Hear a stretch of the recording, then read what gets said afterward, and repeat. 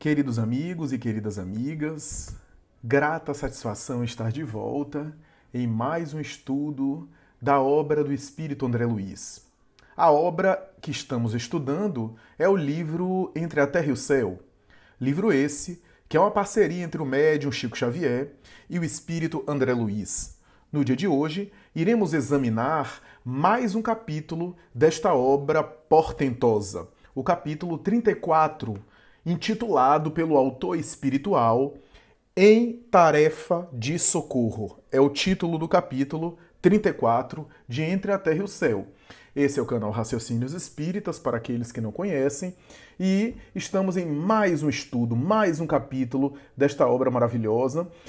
Meus cumprimentos, minhas deferências a todos aqueles que estão nos acompanhando nesse instante e particularmente aos membros desse estudo, porque esse trabalho de André Luiz é um trabalho que não é mérito exclusivo nosso e produção doutrinária, intelectual, exclusivamente nossa, mas é o resultado de um estudo que envolve um grupo de pessoas, grupo esse que estuda conosco, que dialoga, que faz perguntas, que agrega, que contribui, graças ao qual nós, pessoalmente, aprendemos muito. E se a gente faz reflexões aqui sobre a obra nesses vídeos, que são vídeos mais de comentários meus, também esses comentários são frutos do aprendizado que eu tenho neste grupo de estudo. Então, meus cumprimentos também aos amigos que fazem parte do estudo, né, os membros do grupo de estudo, que não aparecem nesse vídeo,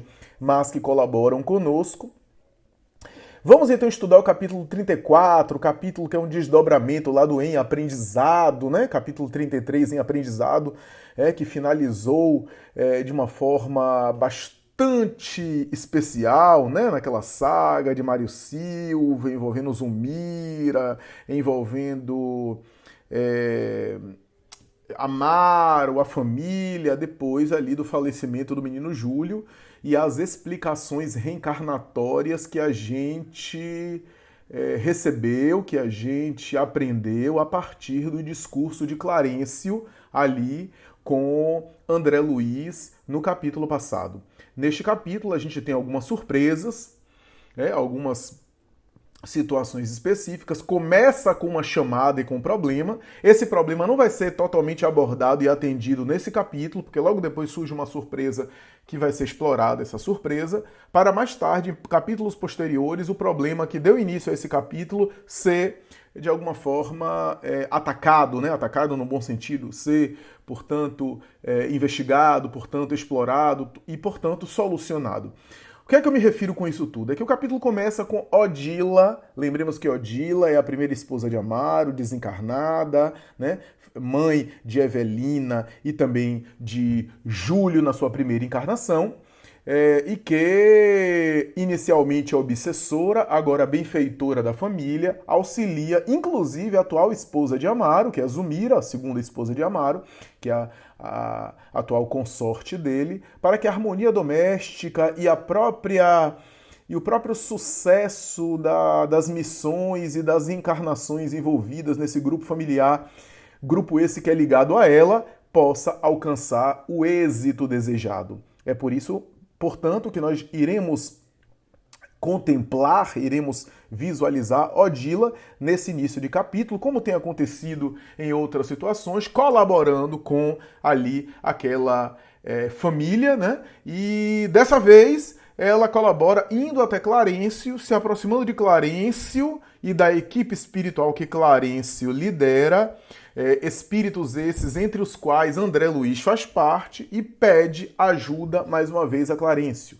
Solicita o seu socorro ao ministro de nosso lar e lhe dá as notícias recentes. Zumira, esposa de Amaro, está definhando viva e com risco de desencarnar. Está bastante abatida, em cima de uma cama, depauperando, negando-se a alimentação, dormindo mal, enfraquecendo e debilitando as suas forças em função do abatimento que acometeu a ela após o falecimento do seu filho, que ela chegou a ter a oportunidade de reter nos braços. Falecimento esse que foi abordado em outro capítulo, aliás, um dos capítulos mais emocionantes, que fala do luto e da desencarnação do menino Júlio, que nada mais era do que o mesmo Júlio, porque eles homenagearam o menino colocando o mesmo nome, mas o mesmo Júlio que era enteado dela na outra encarnação, filho de Odila, desencarnou, chegou no plano espiritual, volta aos braços dela, agora na condição de filho do casal, e desencarna. As razões para ele desencarnar já foram explicadas aqui, já foram estudadas aqui. Júlio é um ex-suicida que está de alguma forma resgatando os seus compromissos pelo autocídio nessas duas encarnações rápidas, onde ele se libera agora de uma vez por todas. A gente viu no capítulo passado Clarencio dizer isso, né, que ele se libera agora de uma vez por todas com esses compromissos expiatórios, consequência do suicídio, podendo agora reencarnar futuramente e ter uma vida longa, uma vida física estável, de relativa estabilidade na sua vida física, a ponto aí de viver bem, de vivenciar de alguma forma assim uma encarnação mais longa, a longo prazo, e dar prosseguimento ao seu processo evolutivo.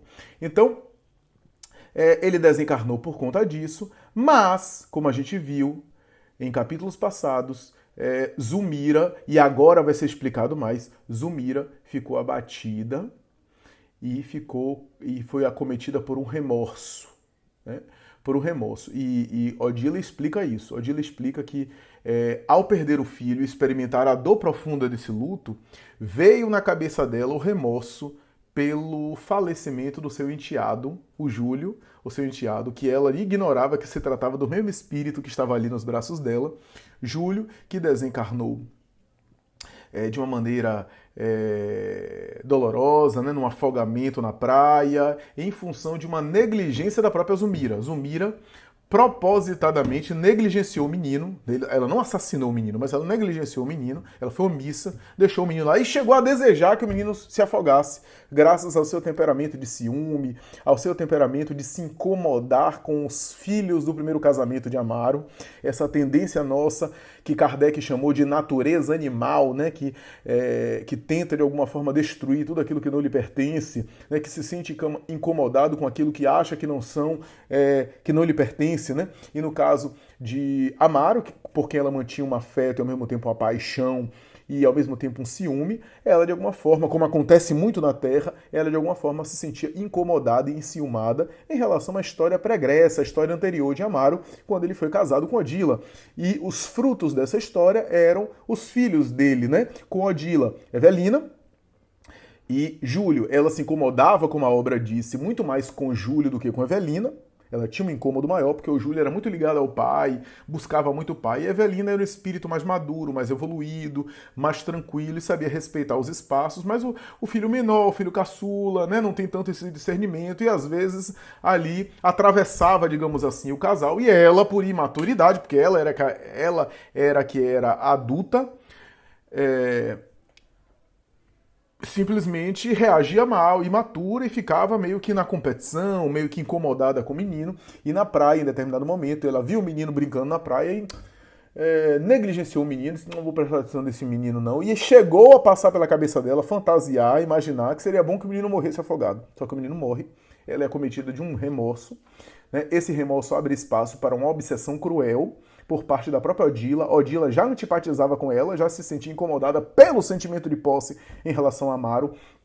Quando o filho dela morre daquela forma e ela vê que foi negligência da madrasta, aí ela investe mesmo num processo obsessivo e pelo remorso da Zulmira, a Zulmira cai em um processo obsessivo, quase desencarna, não fosse a intervenção do plano espiritual superior, inclusive de Clarencio, para fazer sensibilizar a Odila. A Odila muda de conduta, percebe que estava agindo de maneira errada, que estava inclusive dando tiro no próprio pé, porque destruindo Zulmira, ele também causaria infelicidade no seio doméstico ao seu ex-marido, né, ao Amaro, que foi o seu marido, e também a própria Evelina, que é sua filha, que ficaria despedaçada com isso. Então, Clarencio sensibiliza ela, ela muda de conduta, passa a ser alguém que auxilia, que se dedica ali àquele grupamento familiar. Mas Zulmira apesar de ter liberado-se do processo obsessivo, isso é um ensinamento doutrinário, importante. Apesar dela ter se liberado do processo obsessivo que ela vivenciou, ainda assim, Zulmira não havia se libertado do remorso por ter sido negligente, embora ela não assassinou o menino, embora foi um acidente. E Clarencio chega a dizer que estava previsto pelas leis divinas o menino desencarnar de uma maneira acidental, não precisava ser por negligência dela, mas iria desencarnar de alguma outra forma, mas pelo fato dela ter sido negligente, dela ter sido omissa, ela foi acometida por um remorso. Né? Um remorso ali que ficou nela, o tempo passa, o casal melhora, a gente viu ao longo dos capítulos, o casal melhorou, os tempos passam, ela engravida, recebe o mesmo espírito sem saber que era o próprio Júlio que voltava aos braços dela agora na condição de filho, só que pelas dívidas que Júlio tinha ainda, em função de ter exterminado a própria vida de maneira cruel no passado, ainda sobravam alguns débitos que ele deveria resgatar numa reencarnação curta. O que é que aconteceu? Ele desencarnou de maneira curta, de maneira rápida, numa vida infantil, como nós observamos em capítulos aí recentes. Ao desencarnar, e é aqui que vem esse capítulo 34, é aqui que vem o diferencial, ao desencarnar, Zulmira foi abatida por um remorso mais intenso. O remorso que ela tinha aflorou, desabrochou. Desabrochou como? Através da lembrança do menino Júlio, do seu enteado. Ela começou a raciocinar pelo pensamento que ela era responsável por perder o filho agora. Que ela estava sendo punida pela vida, pelo universo, pelos tribunais celestiais, em função da negligência que ela praticou com o enteado, agora perdendo o próprio filho como punição. E ela se achava merecedora daquilo e de alguma forma perdeu o sentido da vida, perdeu o significado de viver, começou a definhar, estava bastante abatida e não via sentido para melhorar. Não via sentido para melhorar porque não via sentido nenhum em continuar carregando a dor de viver. André Luiz coloca de uma forma assim, se não for dessa forma, é muito parecida com esses termos que eu estou usando aqui. Então a descrição do quadro era esse. André Luiz não usa o termo, talvez o termo não estava muito em voga na época, talvez o termo não era tão utilizado assim, porque estamos falando aqui de uma obra que foi psicografada na década de 40 ou 50, né? Ou no final da década de 40, ou no começo da década de 50, entre a Terra e o Céu. Então esse termo não era muito popularizado, mas o quadro que André Luiz descreve de Zulmira é um quadro de depressão. E de depressão severa, expressão técnica da gravidade da depressão. Né? Existe, segundo os códigos internacionais de saúde mental, pelo menos, no mínimo aqui simplificando muito, 3 níveis de gravidade da depressão. A depressão branda, a depressão moderada e a depressão severa. A depressão severa tem ali sintomas muito graves. Embora André Luiz não relatasse ideação suicida por parte da Zulmira, com certeza ela agasalhava o desejo de morrer. Nem que não fosse assim atentar contra a própria vida, mas desejar que a vida leve ela. O que não deixa de fazer parte de um quadro onde há um nível ali de ideação autodestrutiva. Né? Então, a gente vê André Luiz descrevendo o estado dela, e apesar de não ter relatado uma ideação suicida clara, e eu acreditar que deve ter havido em algum nível desejo de morrer, havia, aliás, algum nível de desejo de morrer, mas tem, por exemplo, falta de apetite, né? Alterações do sono, né? Debilidade orgânica. Então, nós estamos diante de um quadro de depressão. Há depressões tão graves que a pessoa às vezes precisa de uma intervenção com uma sonda alimentar para passar, por exemplo, alimentação, né, para passar soro, por exemplo, a fim de a pessoa não morrer de inanição. Tal é a gravidade da depressão. E ela estava nessa gravidade a ponto de estar com a reencarnação, com a existência material ameaçada, comprometida, com graves riscos de desencarnar. Então estava realmente numa debilidade muito grande, segundo a descrição do autor espiritual. Clarencio, então, aborda a questão, né? O termo depressão não é usado, mas já existia, mas não era tão usado assim naquela época. Clarencio aborda, é interessante porque Clarencio fala de que médicos visitaram, né? Que havia ali a tentativa de administrar algumas medicações, mas detalhe aqui, uma coisa importante. Na época, década de 50, havia poucas medicações psiquiátricas. Comparado, por exemplo, com hoje, quase que não havia medicações psiquiátricas. As primeiras medicações psiquiátricas estavam surgindo naquele momento ali. Então, tanto é que os médicos não tinham medicação para passar ela, e Clarencio chega a dizer assim, a medicação que Zulmira precisa está dentro dela mesma. Está dentro dela mesma. É claro que André Luiz não está desconsiderando aqui a importância de intervenção medicamentosa, né, que ajuda, apesar de que esse esclarecimento de Clarencio continua atual.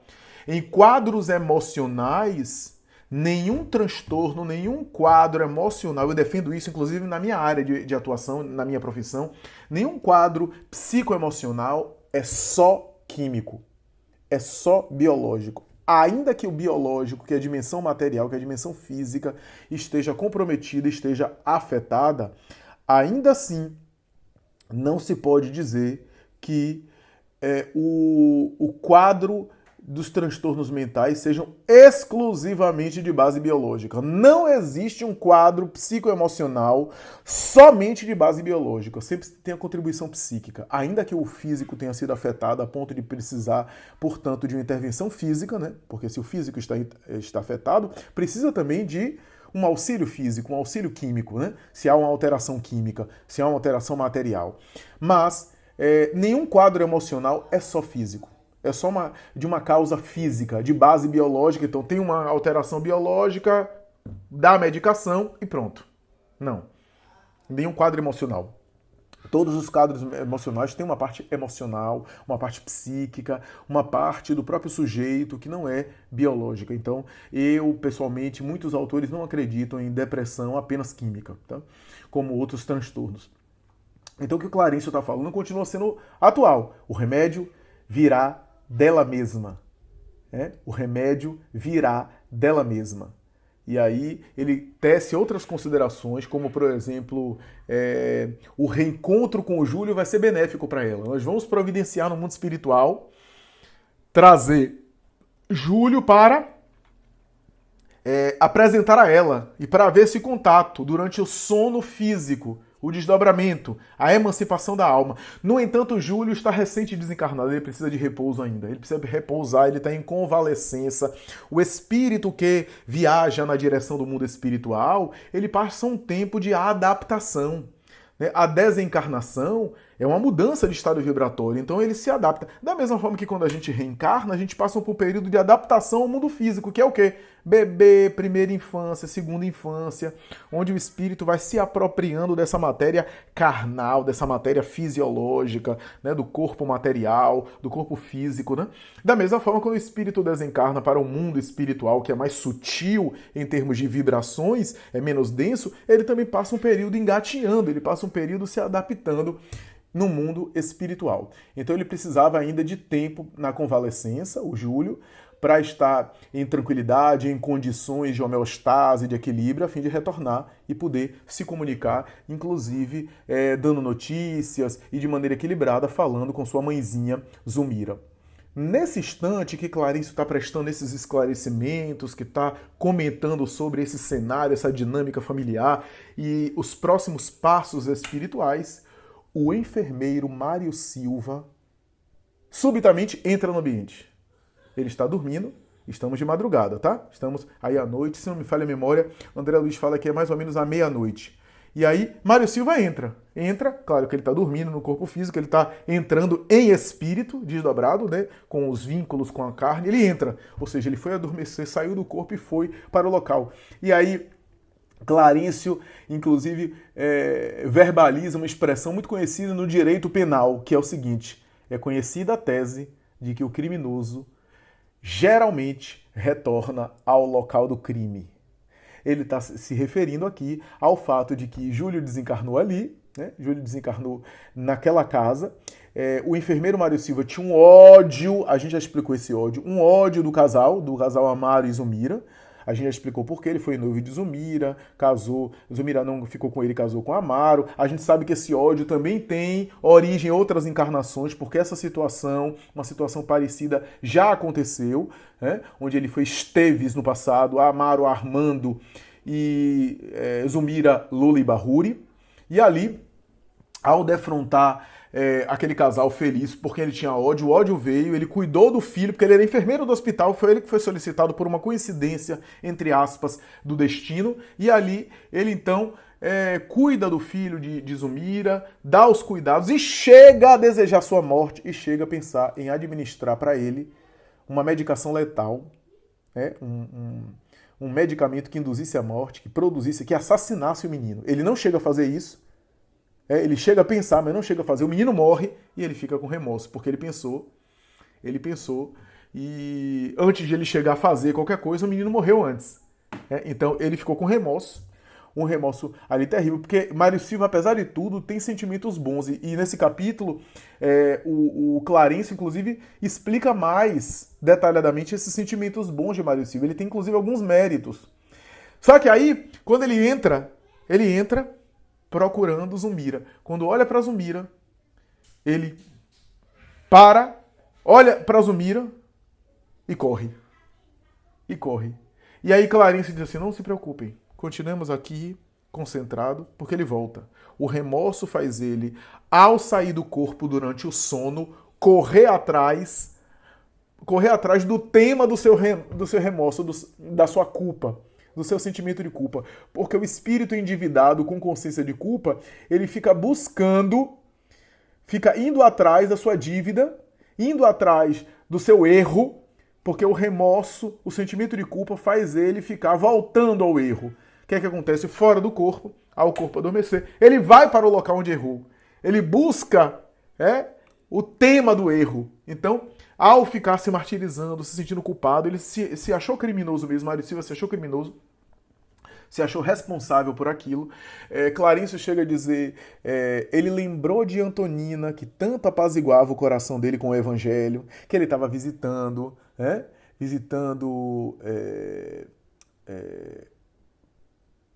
constantemente Antonina. E, no entanto, depois disso, depois dessa situação toda, ele simplesmente recua. Antonina também foi alguém do seu passado espiritual. Antonina foi Lola e Bahuri. Deixa eu corrigir aqui uma informação que eu dei no início. Zulmira não foi Lola e Bahuri. Quem foi Lola e Bahuri foi Antonina, tá? Zulmira foi Lina Flores, tá? Só para corrigir aqui uma informação que eu dei logo no início. Então, ele também é ligado a Antonina, que foi Lola e Bahuri, e ele recebia esclarecimentos do Evangelho. Antonina conseguia esclarecer, apaziguar o coração dele, mas depois do que aconteceu, ele, com o seu remorso, ficou com vergonha e não voltou à casa de Antonina. E Clarencio chega a dizer, somente Antonina para ajudá-lo, com as suas explicações, com as suas orientações, com as suas considerações do Evangelho. Então ele veio, olha, sai. E Clarencio diz, vamos esperar. Daqui a pouco, olha ele de novo. O remorso faz o espírito fora do corpo. A consciência de culpa faz o espírito fora do corpo enquanto o corpo está adormecendo. Buscar pelo pensamento, porque é aquilo que ele cultiva no pensamento o espírito busca. Por isso que quando a gente vai dormir, aquilo que a gente fica fixando demais, que a gente fica alimentando demais, a gente vai buscar. Se eu fico fixando muito ódio, perturbações, vícios, eu vou buscar fora do corpo. Se eu cultivo coisas boas, sentimento do bem, do amor, da caridade, eu saio do corpo e vou buscar. E me encontro com espíritos compatíveis, seja com a perturbação, seja com o amor, com a caridade e assim por diante. Então, daqui a pouco, olha ele voltando, Mário Silva volta, André Luiz diz assim, na velocidade de um relâmpago, se joga no chão de Zulmira, se ajoelha e chora, e pede perdão, e diz que não é um assassino. Olha só que coisa interessante. E aí, daqui a pouco, olha ele de novo, saindo e correndo, e voltando inclusive ao corpo. Voltando ao corpo. Clarencio dá essa explicação, diz que ele se sente muito culpado, e por isso ele fica ali se martirizando, e aí vai. E aí foram para a casa de Mário Silva. Chegando na casa de Mário Silva, ele está com aspectos bastante assim angustiado fisicamente, de alguém que está vivendo pesadelos, Ele dormia sob influência de algumas substâncias, né? O André Luiz utiliza uma expressão, né, de medicamentos que induzem ao sono, medicamentos que são sedativos, né? Possivelmente ele estava usando algum barbitúrico, algum ansiolítico, né, que induzia ao sono. Então estava dormindo sob a influência de medicamentos, né, medicamentos para dormir. E do lado da cama dele, enquanto ele dormia, estava uma freira orando, uma freira desencarnada. E aí, daqui para diante até o final do capítulo, a gente tem um diálogo com essa freira e esclarecimento sobre a situação dessa freira, tá? Por isso que eu disse que começou com Zumira abatida e a necessidade de atender Zumira, mas essa situação de Mário Silva fez com que ele fosse abordado e fosse estudado o caso de Mário Silva. Então, André Luiz, Hilário, Clarencio vão para a casa de Mário Silva e ao entrar lá, chegar no leito dele, está ele lá deitado fisicamente e a freira desencarnada do lado. E o diálogo começa a ser estabelecido com essa freira. A freira não é um espírito sublime, não é um espírito tão evoluído, tem alguns... ainda não se desprendeu e se desvencilhou de alguns hábitos terrenos, de alguns costumes da terra, né? Mas era um espírito bom, não era um espírito superior, evoluído, mas era um espírito bom, dedicado ao bem, tá? Voltado para o bem, ligado ao hospital que Mário Silva trabalha, ligado ao hospital onde ele estava trabalhando, que ele ajuda lá. Então, ele ajuda lá nesse hospital, possivelmente um hospital religioso. Quantos hospitais, né? Quantas casas de misericórdia, quantas santas casas que existem aqui no Brasil, né? Que são instituições hospitalares, mas que têm, às vezes, uma origem religiosa, onde tem freiras e assim por diante. Então, essa freira desencarnada, ali na atmosfera do hospital, ligada a um grupo de espíritos católicos, né? E André Luiz se surpreende com essa explicação e faz uma série de perguntas que Clarencio vai esclarecendo ele. Clarencio vai, né? Interessante o nome Clarencio, né? Clarencio de claridade, de iluminar, de esclarecer, né? Talvez tenha aí um objetivo, né? Tem aí uma intenção, porque possivelmente esses nomes todos são pseudônimos, tá? Então Clarencio dá uma explicação para ele sobre essa situação da freira, essa situação dela, né, nessa situação de espíritos católicos. Ela não é um espírito sublime, desprendido totalmente da terra, ela guarda alguns hábitos terrenos, tá?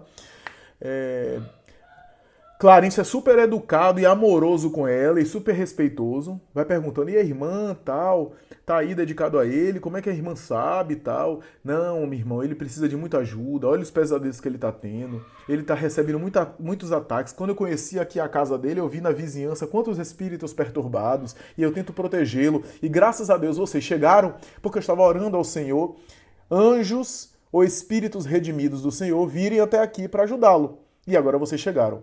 E Clarencio disse, não é bem assim, nós somos anjos, somos irmãos como a senhora, etc. Afinal, a senhora é dedicada à caridade evangélica. A senhora, então, está no bem. Encontrou o paraíso, então. Aí a freira balançou a cabeça para baixo, né? Ou melhor, abaixou a cabeça e disse, não penso dessa forma. Sou alguém pecadora, que tem erros na terra. André Luiz chega a ficar até curioso, mas Clarencio olha para ele. E o olhar de Clarencio, veja a autoridade do espírito superior, o olhar de Clarencio, o André Luiz já sabe que não deve ficar devassando por curiosidade a vida pessoal da freira. A vida é dela, a vida pertence a ela e a gente não está ali para isso. Ela disse, não, eu sou uma mulher que tem... eu sou um espírito que tem um passado de pecadora e estou aqui me redimindo. Eu penso, como as minhas irmãs também falam, porque ela é um grupo católico de espíritos, um grupo de espíritos católicos desencarnada. Ela sabe que está desencarnada, tem consciência, tá? Clarencio checa isso, André Luiz pergunta e Clarencio diz que realmente ela sabe. Mas ela acha que ela está no purgatório. Ela diz, minhas amigas, freiras, e eu concordo, acha que a gente está num purgatório, uma espécie de purgatório, fazendo bem aqui, auxiliando as pessoas para um dia merecer ir para o céu.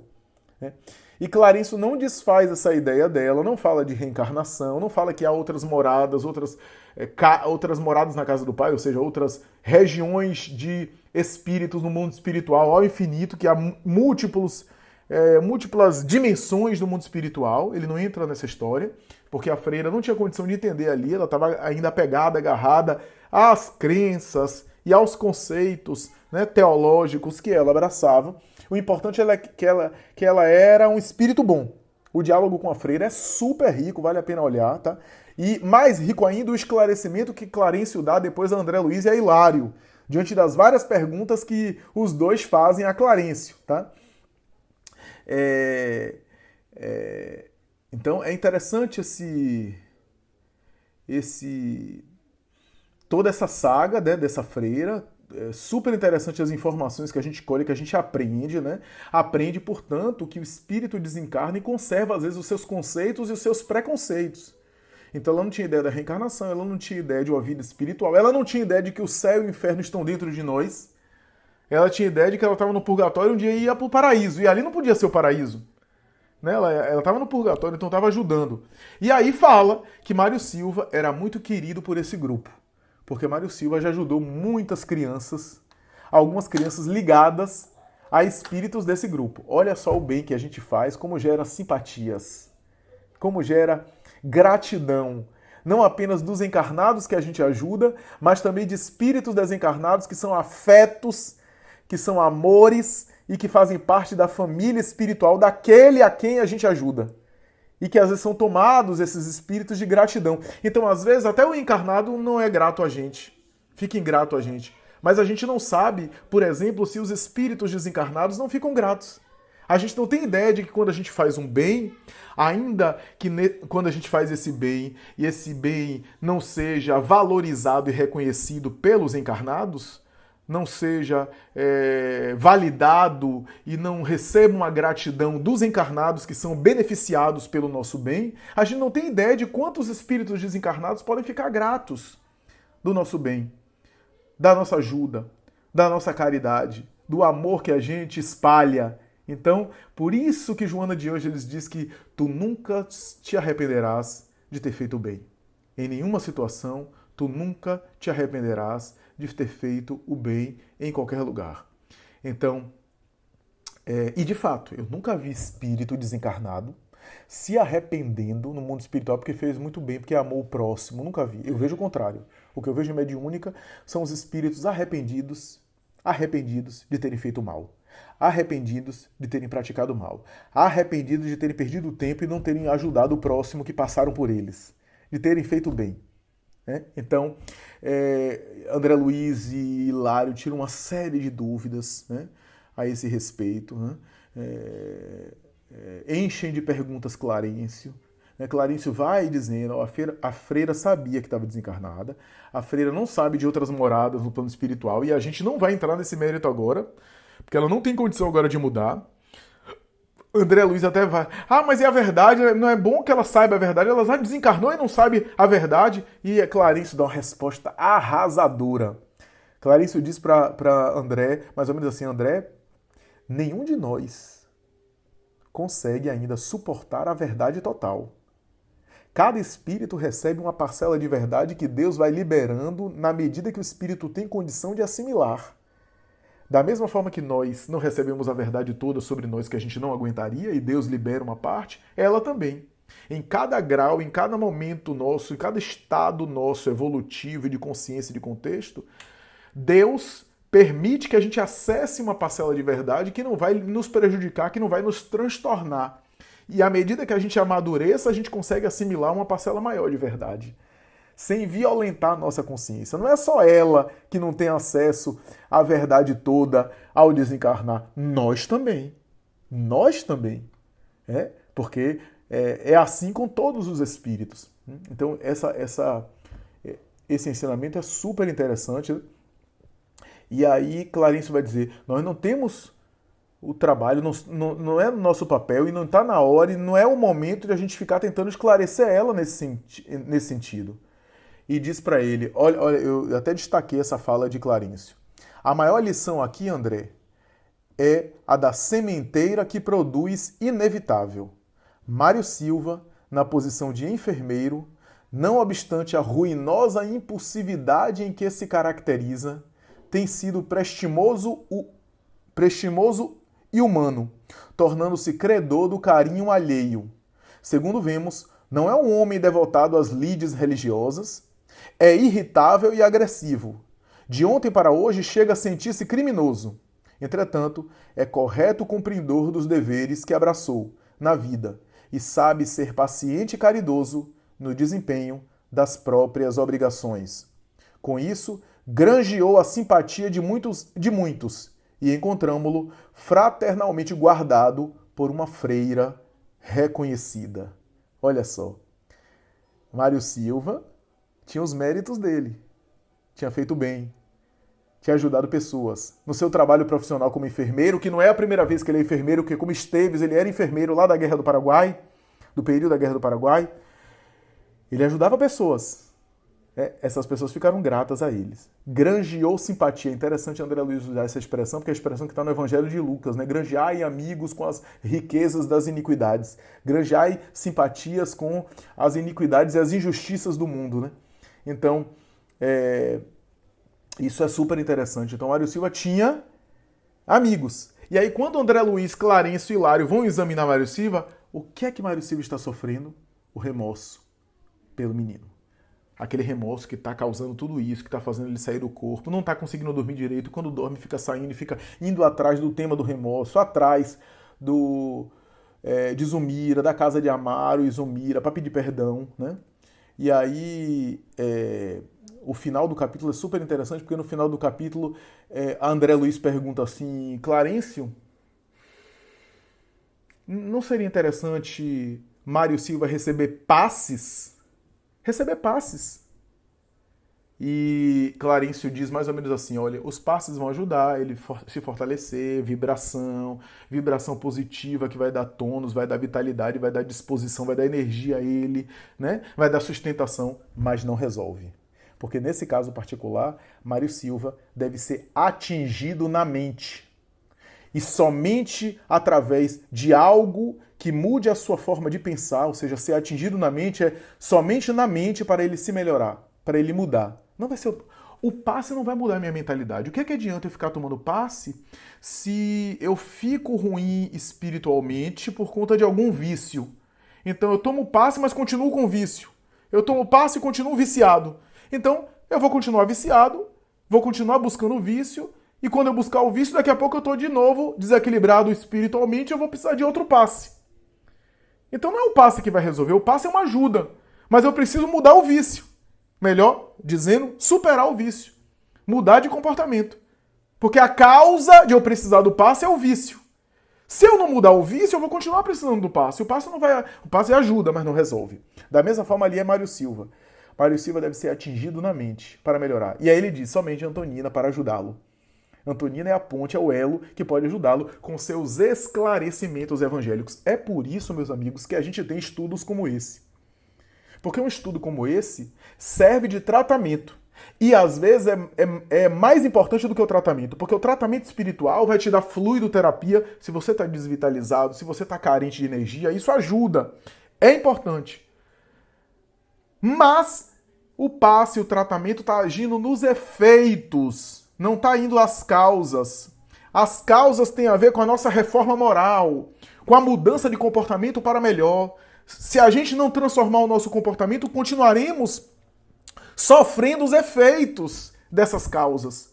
Por isso, um estudo como esse é para quê? Para trabalhar a nossa consciência, para trabalhar a nossa mentalidade, para ajudar a gente a refletir, mudar de conduta, mudar-se mentalmente, renovar-se mentalmente através do estudo doutrinário, através do esclarecimento espiritual é que a gente vai se esclarecendo para mudar.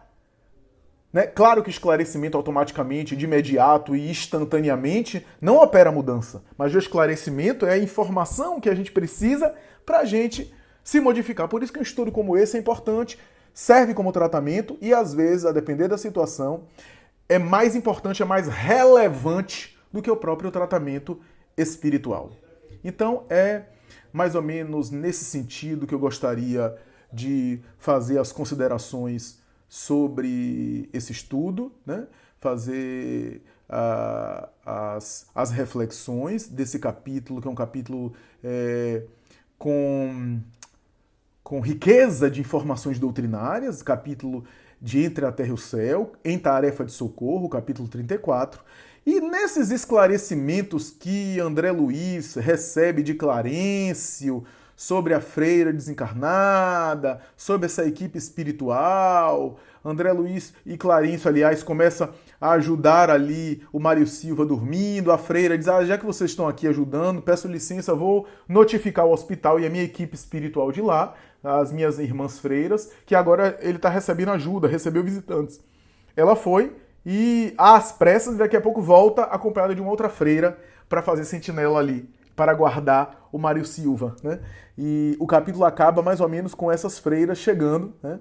Chegando no local e cumprimentando Clarencio. E o capítulo acaba mais ou menos nessa situação onde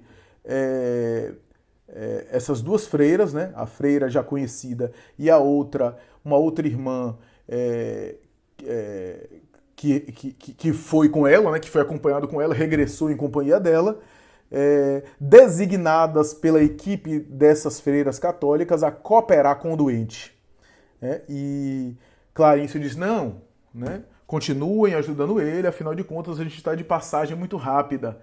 A gente está de passagem muito rápida e a ajuda das senhoras serão de valiosa contribuição. E aí elas ficam, houve um diálogo ali que não se prolongou muito e o capítulo acaba mais ou menos nesses termos. O que fica pra gente é isso. A ajuda é ajuda em qualquer lugar. Mário Silva, mesmo com os problemas dele, mesmo com o temperamento às vezes irracível que ele tinha, mesmo às vezes temperamental e agressivo e colérico, mas ele ajudou muita gente, ajuda muita gente no hospital, é alguém que auxilia muita gente como enfermeiro e ele tem méritos. E o bem que a gente faz em qualquer lugar gera repercussões e consequências positivas para nós em qualquer lugar também. E a freira também, apesar de ser um espírito ainda necessitado de maiores esclarecimentos, era um espírito bom, dedicado ao bem, e é isso que importa. É isso que importa. O resto, o esclarecimento, a consciência, o discernimento, é uma questão de tempo para ela ir adquirindo no plano espiritual. É a proposta de Jesus. Busca primeiro o reino de Deus e a sua justiça, e tudo mais vos será acrescentado. É isso, meus amigos. Espero que vocês tenham gostado. Capítulo 34 da obra de André Luiz, Entre a Terra e o Céu. E até a próxima, se Deus quiser. Muita paz.